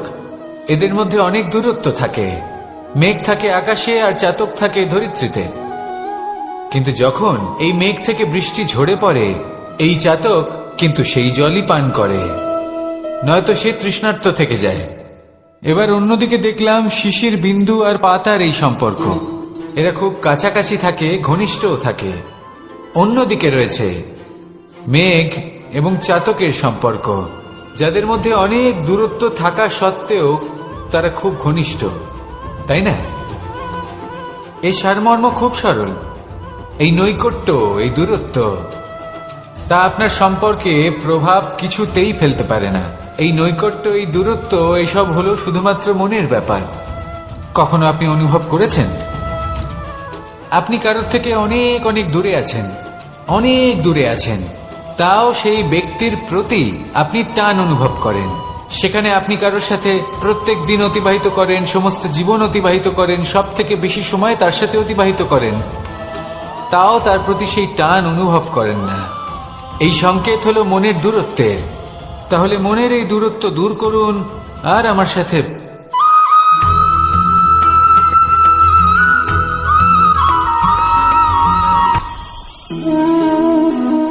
শক্তি এক অত্যন্ত বিচিত্র বস্তু, বা বলতে পারেন অনুভূতি। পিতা সবসময় চান যেন তিনি তার শক্তি পুত্রকে। আসুন আপনাকে সহজে বোঝাই। যদি আপনি সুপাত্র হন আর আপনাকে শক্তি দেওয়া হয়, তাহলে আপনি সেই শক্তির গুরুত্ব বুঝবেন, কোথায় সেই শক্তি প্রয়োগ করা উচিত সেটা বুঝবেন। আর এটা যেহেতু অর্জন করা শক্তি হবে, সেই শক্তির অপব্যবহার হবে না। কিন্তু যদি এই আপনি কুপাত্র হন আর যদি আপনাকে এই শক্তি দেওয়া হয়, তাহলে কি হবে? দেখতে গেলে এই শক্তি আপনি দান হিসেবে পেয়েছেন, তাই না আপনি এই শক্তির গুরুত্ব বুঝবেন আর না এর প্রয়োগ আপনি জানবেন। তার অপব্যবহার হওয়া সুনিশ্চিত। তাই যদি আপনি কোনো শক্তি অর্জন করতে চান, তাহলে আগে তার যোগ্য হয়ে উঠুন। পুত্র নয়, পাত্র হয়ে উঠুন। আর আমার সাথে ভালোবেসে বলুন, রাধা রাধা।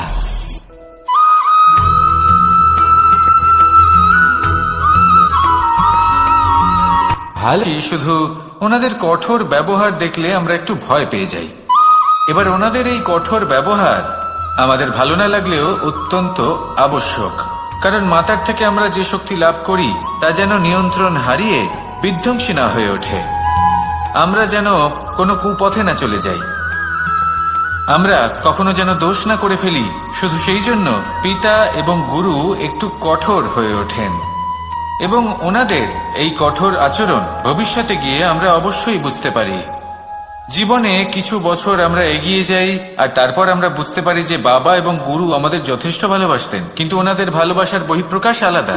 প্রয়োজনীয় হলো এটা দেখার, এটা বোঝার যে শুরু থেকে আমাদের প্রতি ওনাদের আচরণ কেমন ছিল। ওনাদের কঠোর হওয়ার পেছনে ওনাদের ভালোবাসাটা বোঝার চেষ্টা করুন, ওনাদের চিন্তাটা বোঝার চেষ্টা করুন। ওনাদের পথপ্রদর্শনের আড়ালে আপনার ভবিষ্যতের জন্য যে পরিকল্পনা ওনারা করেছেন সেটা বোঝার চেষ্টা করুন। তখন আপনারা বুঝতে পারবেন ওনাদের ভালোবাসাকে। আপনার মনের মধ্যে আপনা থেকেই ওনাদের প্রতি সম্মান জেগে উঠবে। নিজের পিতা এবং নিজের গুরু এই দুজনের প্রতি কৃতজ্ঞতা প্রকাশ করুন আর আমার সাথে ভালোবেসে বলুন, রাধা রাধা।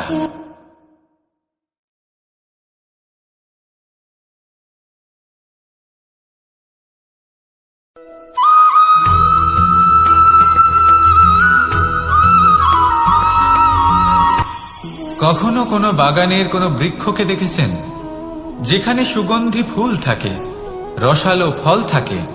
তখন মন প্রফুল্ল হয়ে ওঠে, মন থেকে সেই বৃক্ষের প্রতি ভালোবাসা জন্মায়। কিন্তু যিনি বাগানের মালিক, শুধুমাত্র তিনিই জানেন যে কিভাবে এই বৃক্ষকে আগলে রাখতে হয়, কিভাবে তার পরিচর্যা করলে এতে সুন্দর সুগন্ধি ফুল হবে, রসালো ফল হবে। কখনো কখনো প্রয়োজনের থেকে বেশি রোদ পেলে এই বৃক্ষগুলি শুকিয়ে যায়, প্রয়োজনের থেকে কম রোদ পেলেও এই বৃক্ষ কিন্তু শুকিয়ে যায়। প্রয়োজনের থেকে কম জল যদি পায়, এই বৃক্ষ শুকিয়ে যেতে পারে। প্রয়োজনের থেকে অতিরিক্ত জল যদি পায়, তখনও এই বৃক্ষের শিকড়গুলি নষ্ট হয়ে যেতে পারে। এবার এটাই কিন্তু আমাদের সংসারের সাথেও হয়। আমাদের সংসারের সকল প্রতিভাশালী ব্যক্তি, যেমন লেখক, বিচারক, প্রবক্তা, যোদ্ধা, এদের সবার ক্ষেত্রে এই কথাটাই প্রযোজ্য। যদি বেশি প্রশংসা করা হয়, তাহলেও এরা হারিয়ে যাবেন। প্রয়োজনের থেকে বেশি যদি নিন্দা করা হয়, তখনও তারা নত হয়ে পড়বেন।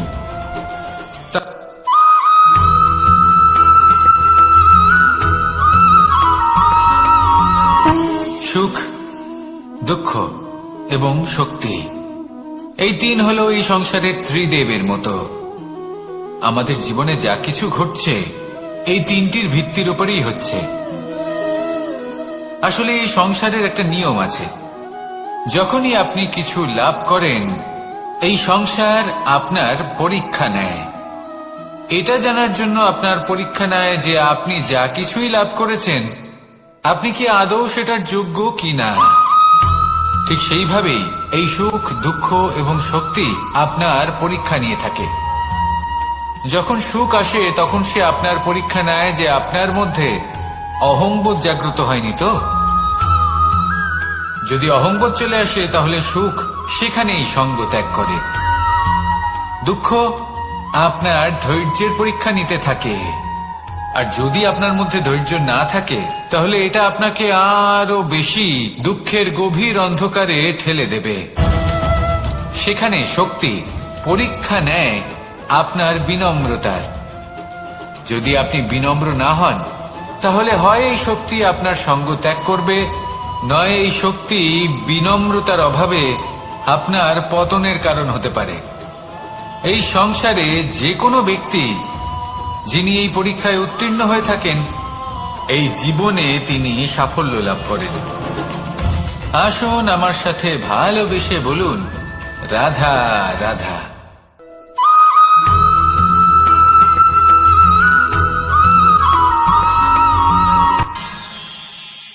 আমরা সবাই সূর্যকে সম্মান কেন করি? কারণ আমরা জানি যে সন্ধেবেলা যখন সূর্যাস্ত হবে, তখন শুধুমাত্র অন্ধকার বাকি থাকবে। ঠিক কিছুটা এরকমই হয় আমাদের মাতা পিতাও, যিনি আমাদের জন্ম দেন, আমাদের ভরণ পোষণ করেন, আমাদের বড় করেন, আমাদের প্রেম প্রদান করেন। কখনো কখনো তাদের মুখ থেকে কটু কথা নিঃসৃত হয়, আমাদের দুঃখ হয়, কিন্তু তখন আমাদের এটা বোঝা উচিত এগুলি নিঃসৃত হচ্ছে আমাদেরই মঙ্গলের জন্য। যেমন সূর্যদেব, উনিও উত্তাপ দিয়ে থাকেন আমাদেরই মঙ্গলের জন্য, যাতে ফসল পাকতে পারে, যাতে জল বাষ্প হয়ে মেঘ হতে পারে, বৃষ্টি হতে পারে, আর এই সংসারে নিরন্তর জলের প্রবাহ থাকে। আমাদের মাতা পিতা, তাদের কঠোর আচরণ, তাদের কঠোর অনুশাসনের পেছনে লুকিয়ে থাকে ওনাদের ভালোবাসা। আমাদের তা বুঝতে হবে, সসম্মানে ওনাদের গ্রহণ করতে হবে। কারণ ঠিক সূর্যাস্তের পরে যেমন চতুর্দিক অন্ধকারচ্ছন্ন হয়ে যায়, তেমনি আমাদের জীবন থেকে যখন আমাদের মাতা পিতা চলে যায়, তখন আমাদের জীবনেও শুধু এবং শুধুমাত্র অন্ধকারই ছেয়ে থাকে। সেই জন্য নিজের মাতা পিতাকে সম্মান করুন, ওনাদের ভালোবাসা প্রদান করুন। এই মন আর এই জীবন প্রসন্ন হয়ে বলবে, রাধা রাধা।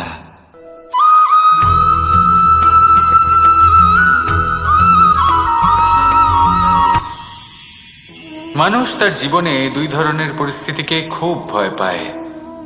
এক, কোনো কারণবশত কারোর সামনে নত হওয়া। দুই, কোনো কারণে নিজের চরিত্র থেকে, নিজের মূল্যবোধ থেকে বিচ্যুত হওয়া।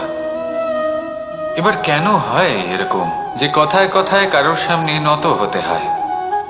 কেন বারংবার নিজের চরিত্র থেকে চ্যুত হতে হয়? এরকম কেন হয়?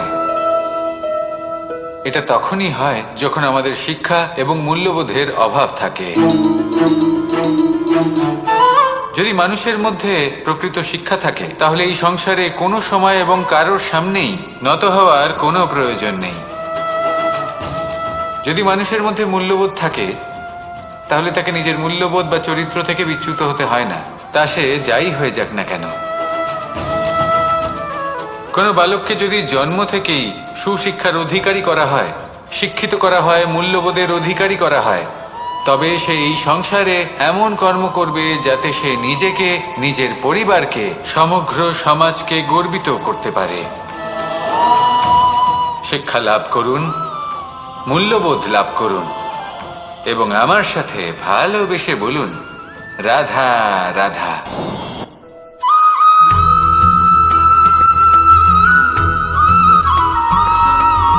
কথায় আছে, প্রত্যেক পুত্র তার পিতার প্রতিচ্ছবি হয়, আর সমস্ত প্রতিচ্ছবি চায় যেন সে তার অস্তিত্ব প্রাপ্ত করতে পারে।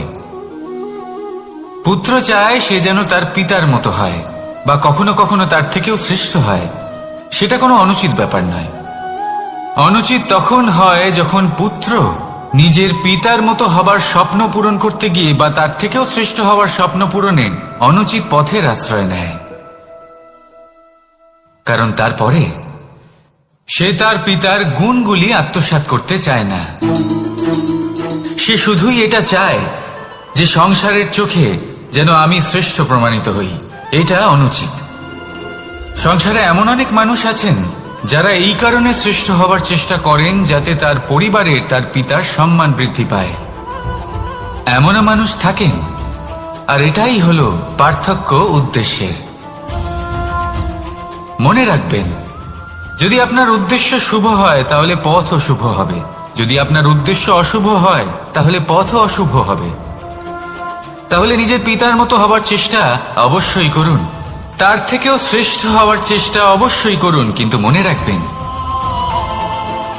আপনার সংকল্প আর আপনার উদ্দেশ্য এই দুই শুভ হওয়া উচিত। তাহলে আসুন আর আমার সাথে ভালোবেসে বলুন, রাধা রাধা।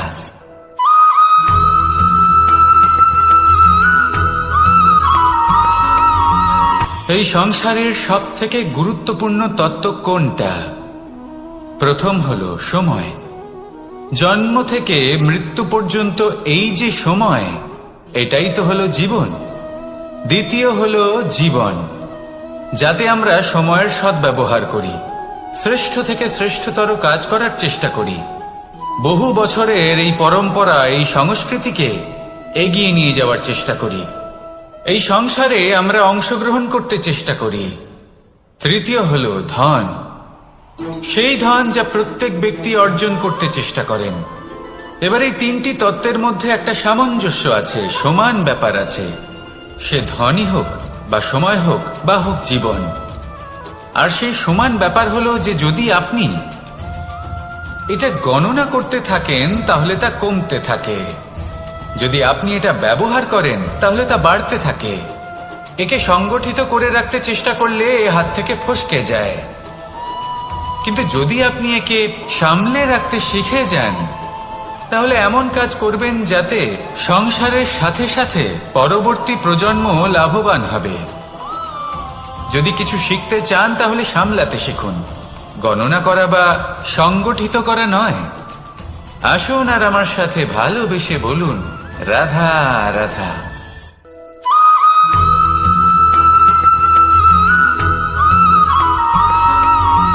পঞ্চতত্ত্বের মধ্যে দ্বিতীয় তত্ত্ব হল ধরণী, ভূমি, যাকে আমরা ধরণী মাতা বলি। এই ধরণী ধৈর্য ধারণ করে, আর এর উপরেই আমাদের সমগ্র সংসার নির্ভরশীল। কারণ এই ভূমি সহ্য ক্ষমতা রাখে, এর সহ্য ক্ষমতা হল অপরিসীম। সন্তান যতই আঘাত প্রদান করুক না কেন, প্রেম পূর্বক সহ্য করে, আর তার বদলে অমূল্য রত্ন প্রদান করে। সন্তান যদি হাল চালায় তাহলে তার বদলে তাকে অন্ন প্রদান করে। এটাই হলো ধরণী। এবার এর থেকে আমরা কি শিক্ষা পেতে পারি? এটাই যে কারোর জন্য কিছু করা বা কাউকে কিছু দেওয়া মনে কোনো কামনা ছাড়াই। আর এই কথাটা বুঝে যান, যদি কারোর জন্য কামনা না রেখে বা কোনো পাওয়ার আশা না রেখে কারোর জন্য কিছু করেন বা কারোকে কিছু দেন, যদি এটা আপনি শিখতে পারেন তবে আপনি ভালোবাসতে শিখে গেছেন। আর সেই জন্যই এই ধরিত্রীকে মাতা বলা হয়। কারণ মাতা শুধু উনি নন যিনি গর্ভে সন্তানকে ধারণ করেন, মাতা তো উনিও যিনি জীবন বাঁচতে শেখান, যিনি জীবন বাঁচার উদাহরণ প্রদান করেন। তাহলে ধরনীর থেকে এই নিঃস্বার্থ ভাব শিখুন, নিঃস্বার্থ ভালোবাসা শিখুন, আর এই ভালোবাসার সাথেই বলুন রাধা রাধা।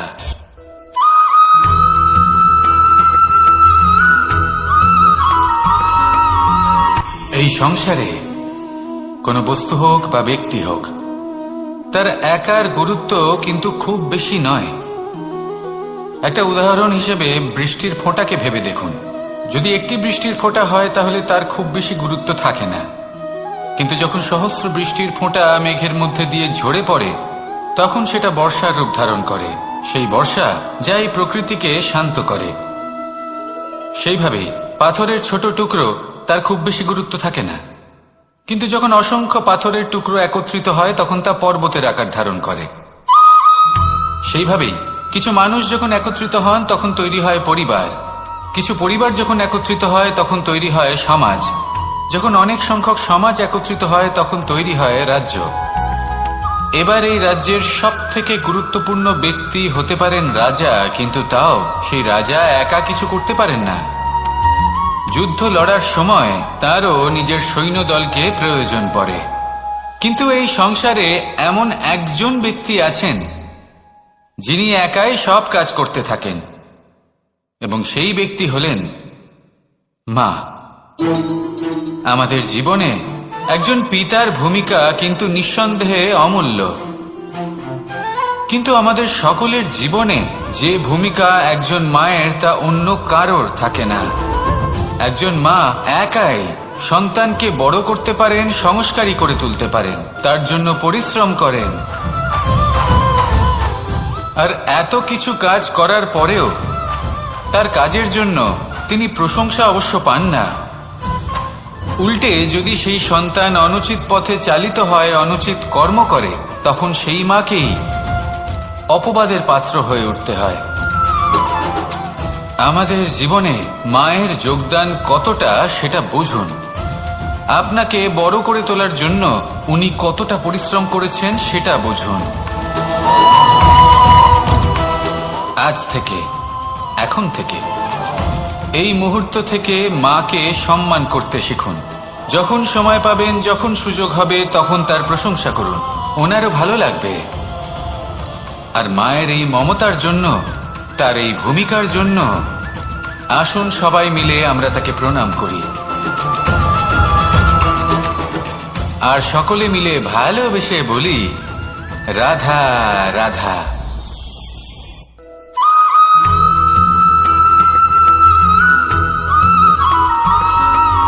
মানুষের একটি সমস্যা আছে যে মানুষ সাফল্যকে মাপতে থাকেন, লক্ষ্যপ্রাপ্তিকে মাপতে থাকেন এবং তার তুলনা করতে থাকেন যে ও এত কিছু পেল আর আমি পেলাম না, ওর কাছে এত কিছু আছে কিন্তু আমার কাছে নেই। এই তুলনা করার জন্য ওনারা দুঃখী হয়ে পড়েন, নিরাশ হয়ে পড়েন। তাই আমি একটা প্রশ্ন করছি যে এটা কি উচিত? এই সংসারে আপনি কি নিয়ে তুলনা করবেন, যেখানে সূর্যদেব চন্দ্রমা দুজনেই আছেন, দুজনেই হলেন বিশেষ, দুজনেই নিজ নিজ সময়ে উদিত হন। এদের মধ্যে একজন না থাকলে তাহলে আমাদের জীবন কঠিন হয়ে পড়বে। ঠিক সেইভাবেই আপনি যদি একটা বড় রেখা অঙ্কন করেন তাহলে অন্য রেখাটি ছোট হয়ে পড়ে না, সে তেমনই থাকে যেমনটা সে ছিল। আপনার অস্তিত্ব কখনো ছোট বা বড় হতে পারে না। শুধু তুলনা করার জন্য আপনার এটা মনে হতে পারে। যদি আপনি যুদ্ধ করতে চান আপনার তলোয়ারের প্রয়োজন পড়বে। যদি বস্ত্র তৈরি করতে চান এত বড় তলোয়ার দিয়ে কিছুই হবে না, তখন প্রয়োজন পড়বে একটা ছোট্ট সূচের।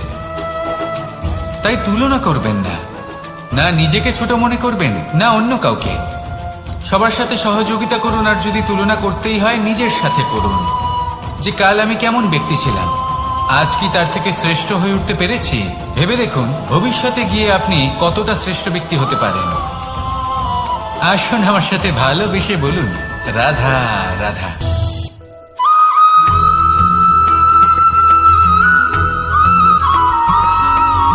জীবনে অগ্রসর হওয়ার জন্য আমাদের কাকে প্রয়োজন হয়?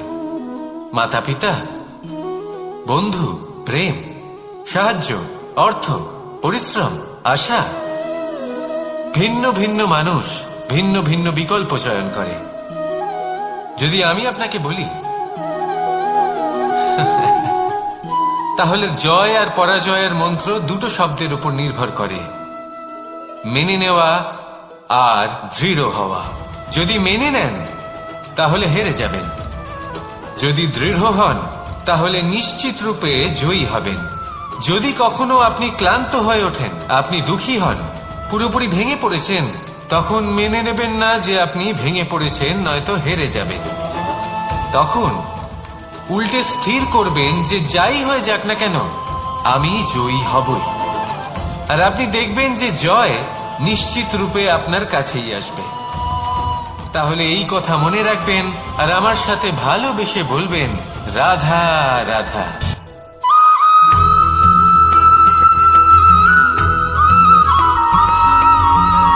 মানুষ ভাবেন যে ধন অর্জন করা হলো অত্যন্ত গুরুত্বপূর্ণ। তিনি আজীবন ধন অর্জন করতে থাকেন, ধন অর্জন করার চেষ্টা করতে থাকেন। সে যাই হয়ে যাক না কেন পরিশ্রম করতে থাকেন। স্বাস্থ্যের দিকে নজর দেন না, না উচিত সময় খাবার খান, না উচিত সময় ঘুমোতে যান, না পর্যাপ্ত সময় পর্যন্ত ঘুমন, কিছুই না। ধন অর্জন করতেই থাকেন, করতেই থাকেন। আর কিছু সময় পরে যখন তিনি অসংখ্য ধন লাভ করে ফেলেন, তখন তার সাথে ওনার শরীরে অনেক রোগ বাসা বাঁধে। এইসব রোগের উপচার করতে করতে সেই সমস্ত ধন যা উনি অর্জন করেছেন তা তিনি ব্যয় করে ফেলেন। শেষ পর্যন্ত কি হয়? আমরা যেভাবে এসেছি ঠিক সেইভাবেই ফিরে যাই, ধন এখানেই থেকে যায়। দেখুন, একটা অত্যন্ত গুরুত্বপূর্ণ কথা রয়েছে যে আপনার বোঝা উচিত। এই যে ধন, তার ব্যবহার করুন জীবনকে আরো ভালো করে তোলার জন্য। ধনের সদ্ব্যবহার করা উচিত, এমন যেন না হয় এই ধন আপনাকে ভোগ করে ফেলে। এই জীবনকে নিশ্চিত রূপে আরো শ্রেষ্ঠ করে তুলুন। কিন্তু এই ধন অর্জন করার এই প্রক্রিয়াতে নিজের সারা জীবনকে নষ্ট করে ফেলবেন না। এই জীবন উপভোগ করতে শিখুন আর আমার সাথে ভালোবেসে বলুন, রাধা রাধা।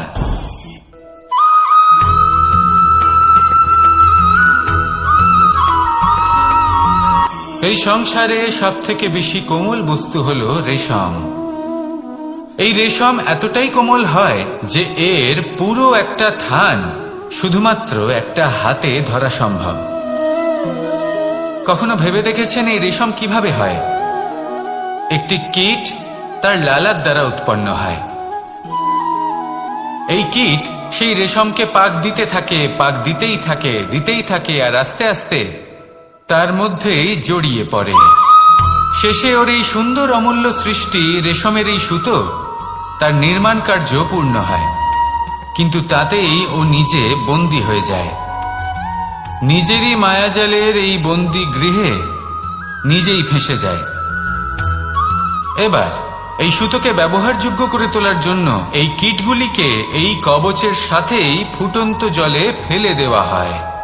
এই সংসারে যদি আমাদের স্বপ্ন এই সংসারের দুঃখ হরণ করার জন্য, এই সংসারে সুখ বিতরণ করার জন্য হয়, তবেই আমাদের প্রগতি সম্ভব। যদি আমাদের এই স্বপ্ন শুধুই আমাদের এবং আমাদের স্বার্থ সিদ্ধির জন্য হয়, তাহলে এই স্বপ্ন আমাদের অন্ধ করে দেবে, আমাদের অন্ধকারের পথে নিয়ে যাবে, আর আমরাও সেই কীটের মতো হয়ে যাব। নিজেদেরই মায়াজালে আমরা নিজেই ফেঁসে যাব। আর শেষে আমরা যদি কিছু লাভ করি তা হবে একাকিত্ব, অন্ধকারময় মৃত্যু। তাই স্বপ্ন অবশ্যই দেখুন, কিন্তু এমন ভাবে স্বপ্ন দেখবেন না যে তার এই বন্দিগৃহে আপনি নিজেই ফেঁসে গেলেন। স্বপ্ন দেখুন পরোপকারে।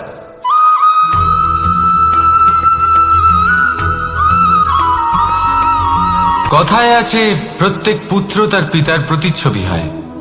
আর সমস্ত প্রতিচ্ছবি চায় যেন সে তার অস্তিত্ব প্রাপ্ত করতে পারে। পুত্র চায় সে যেন তার পিতার মতো হয় বা কখনো কখনো তার থেকেও শ্রেষ্ঠ হয়। সেটা কোনো অনুচিত ব্যাপার নয়। অনুচিত তখন হয় যখন পুত্র নিজের পিতার মতো হবার স্বপ্ন পূরণ করতে গিয়ে বা তার থেকেও শ্রেষ্ঠ হওয়ার স্বপ্ন পূরণে অনুচিত পথের আশ্রয় নেয়। কারণ তারপরে সে তার পিতার গুণগুলি আত্মসাৎ করতে চায় না। সে শুধুই এটা চায় যে সংসারের চোখে যেন আমি শ্রেষ্ঠ প্রমাণিত হই। এটা অনুচিত। সংসারে এমন অনেক মানুষ আছেন যারা এই কারণে শ্রেষ্ঠ হবার চেষ্টা করেন যাতে তার পরিবারের তার পিতার সম্মান বৃদ্ধি পায়। এমনও মানুষ থাকেন, আর এটাই হলো পার্থক্য উদ্দেশ্যের। মনে রাখবেন, যদি আপনার উদ্দেশ্য শুভ হয় তাহলে পথও শুভ হবে, যদি আপনার উদ্দেশ্য অশুভ হয় তাহলে পথও অশুভ হবে। তাহলে নিজের পিতার মতো হবার চেষ্টা অবশ্যই করুন, তার থেকেও শ্রেষ্ঠ হওয়ার চেষ্টা অবশ্যই করুন, কিন্তু মনে রাখবেন আপনার সংকল্প আর আপনার উদ্দেশ্য এই দুই শুভ হওয়া উচিত। তাহলে আসুন আর আমার সাথে ভালোবেসে বলুন, রাধা রাধা।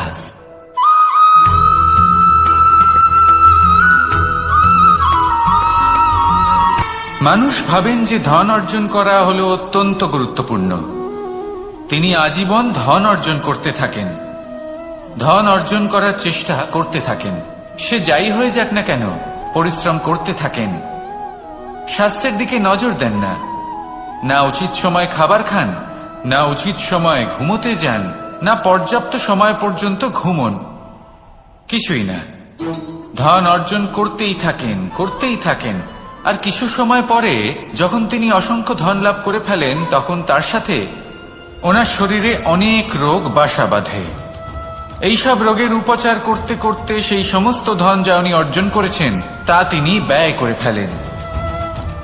শেষ পর্যন্ত কি হয়? আমরা যেভাবে এসেছি ঠিক সেইভাবেই ফিরে যাই, ধন এখানেই থেকে যায়। দেখুন, একটা অত্যন্ত গুরুত্বপূর্ণ কথা রয়েছে যে আপনার বোঝা উচিত। এই যে ধন, তার ব্যবহার করুন জীবনকে আরো ভালো করে তোলার জন্য। ধনের সদ্ব্যবহার করা উচিত, এমন যেন না হয় এই ধন আপনাকে ভোগ করে ফেলে। এই জীবনকে নিশ্চিত রূপে আরো শ্রেষ্ঠ করে তুলুন। কিন্তু এই ধন অর্জন করার এই প্রক্রিয়াতে নিজের সারা জীবনকে নষ্ট করে ফেলবেন না। এই জীবন উপভোগ করতে শিখুন আর আমার সাথে ভালোবেসে বলুন, রাধা রাধা।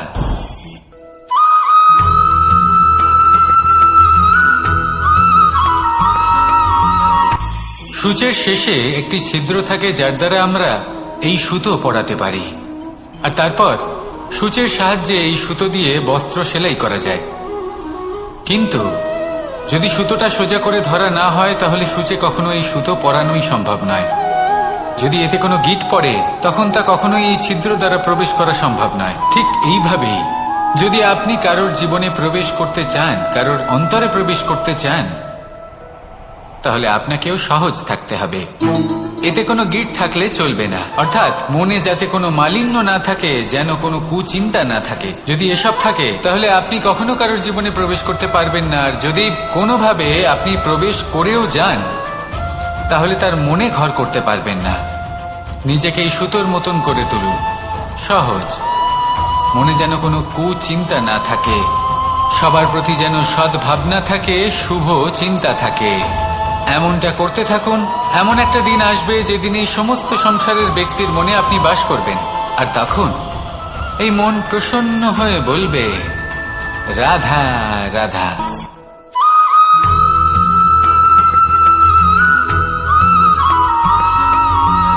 এবার অনেক সময় মানুষের মনে এরকম প্রশ্ন আসে যে এই সংসারে সবথেকে বড় বিপদ কি? কেউ বলে ধর্ম সংকট, আবার কেউ বলে প্রাণের উপর আসা সংকট। প্রত্যেক মানুষের জীবনে বিভিন্ন সংকট আসে, আর এই সমস্ত সংকট অত্যন্ত বিচিত্র হতে পারে। এই সমস্ত সংসার হলো সংকট দ্বারা পরিপূর্ণ। ঠিক আছে, আপনাকে একটা উদাহরণ দিই। একজন ধনী ব্যক্তি, এবার ওনার জীবনে সংকট কি হতে পারে? সংকট এটাই যে কেউ তার সম্পত্তি চুরি না করে নেয়। আমরা বুঝতে পারছি। এবার একজন চোর, তার জীবনে সংকট কি হতে পারে? যে চুরি করার সময় সে যদি তার একটা কাশি চাপতে না পারে, তাহলে সে ধরা পড়ে যেতে পারে, ঠিক কিনা? আবার অনেক সময় এমনও হয় যে যার জন্য আমি সংকট, সেও আমার কাছে সংকট। যেমন এই পরিস্থিতিতে দেখুন, সংকট হলো সংকট, এ তো জীবনে থাকবে, কিন্তু এর সম্মুখীন কিভাবে হওয়া যায়? খুব সরল। সব এটার ওপর নির্ভর করে, মনের ওপর। এই মনকে নিয়ন্ত্রণ করলে সব ঠিক থাকবে। এবার যদি ধনী ব্যক্তি মনকে নিয়ন্ত্রণ করে ফেলেন, নিজের অর্থের ব্যবহার শুভ কাজের জন্য, সমাজের সেবার জন্য বিকাশ করতে করেন, ওই অর্থকে একত্রিত করে না রাখেন, তাহলে চুরির সমস্যা, এই সংকট সেখানেই কেটে যাবে।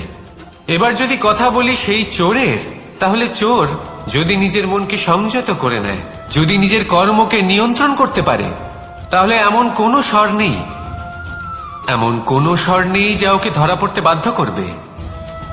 সেই জন্য জীবনে সংকট যতই আসুক, যত বড়ই সংকট আসুক না কেন, কবচ হলো একটাই, আর এই কবচের নাম হলো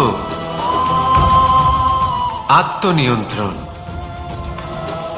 নিজের মনকে নিয়ন্ত্রণে রাখতে শিখুন। এটা নিজের জীবনে প্রয়োগ করে তো দেখুন। যদি আপনি করতে পারেন, তবে আপনি দেখবেন যে সংকট তো জীবনে আসা যাওয়া করে, কিন্তু সেই সংকটগুলির সম্মুখীন আপনি এইভাবে করতে পারবেন। তাহলে সেটাই করুন, আর আমার সাথে ভালোবেসে বলুন, রাধা রাধা।